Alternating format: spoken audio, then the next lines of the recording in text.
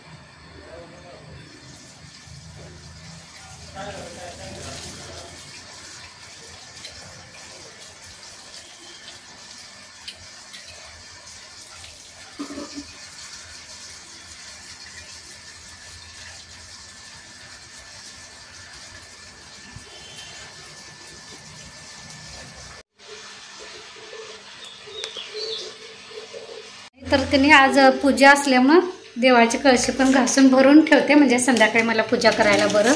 आणि बाहेर वर्कशॉपमध्ये एक कॅन ठेवलं आहे आणि कळशी आणि एक हांडा मी भरून ठेवते रोज. म्हणजे कसं ॲक्वा आहे पण लाईट जर नसेल चुकून तर ते भरलेल्या कळशा उपयोगात येतात ह्यासाठी.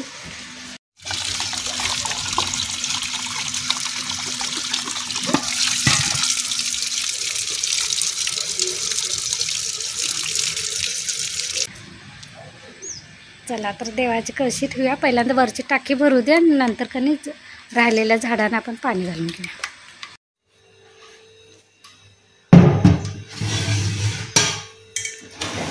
चिनी मातीची बरणी पण घासायची आहे, ती पण आता पाणी आले तोपर्यंत घासून घेऊया.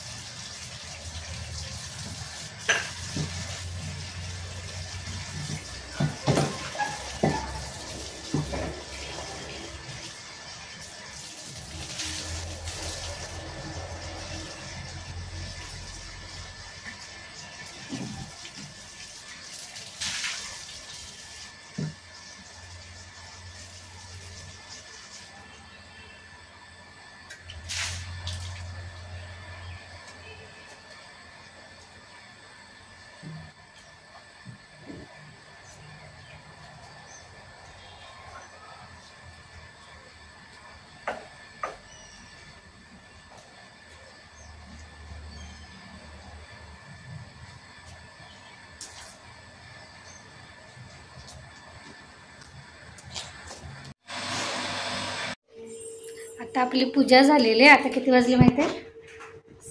6:30 वाजलेले आहेत. मी दुपारी पाणी आल्यानंतर बाकीची कामं त्यांना आवरून घेतली.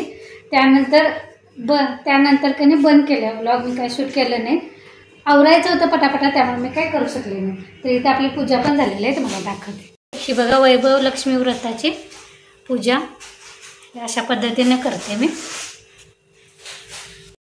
पूजा झाल्या लगेच कधी पुस्तक पण वाचून घेतलं, पण खिचडी मी सकाळी केलीच नव्हती कारण आवरायला वेळ झाला. त्यामुळे मी वेपर्स होते ते खाल्ले आणि एक केळ खाल्लं. म्हटलं राहू दे, नंतर नील स्कूलमधून आल्यानंतर त्याला पण होईल आणि मला पण होईल, त्यामुळे केलं नाही. तर आता मी फोडणीला टाकलेले त्यामुळे दाखवते. एका बाजूला कुकर पण लावून घेतलेलं आहे.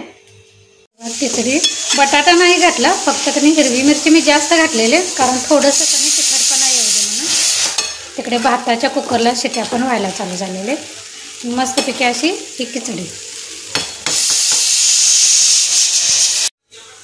झाकण ठेवते. थोडीशी 1-2 मिनिट कणी पाण्याचा हापका मारायचा, असा शिंपडायचं शाबूवर आणि 1-2 मिनिट कणी असंच वाफवून ठेवायचं. म्हणजे फुलून पण येते आणि थोडासा त्याचा कलर बदलतो.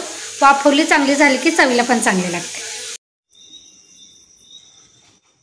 इथं मी नैवेद्य काढून घेतलेलं आहे. आता आपण देवाला दाखवूया.